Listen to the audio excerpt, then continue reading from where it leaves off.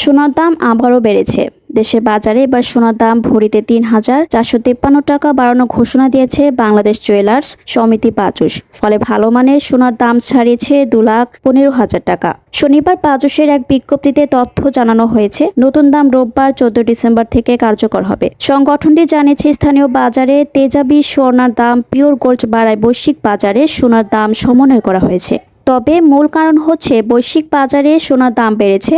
আন্তর্জাতিক বাজারে প্রতি আউন্স সোনার দাম ছাড়েছে $৪,৩০০। নতুন দাম অনুযায়ী সবচেয়ে ভালো মানের বা ২২ ক্যারেটের ১ ভরি সোনার দাম ২,১৫,৫৯৭ টাকা, ২১ ক্যারেটের প্রতি ভরি ২,০৫,৮০০ টাকা, ১৮ ক্যারেটের প্রতি ভরি ১,৭৬,৩৯৫ টাকা এবং সনাতন পদ্ধতির প্রতি ভরি সোনার দাম ১,৪৬,৮৩৮ টাকা।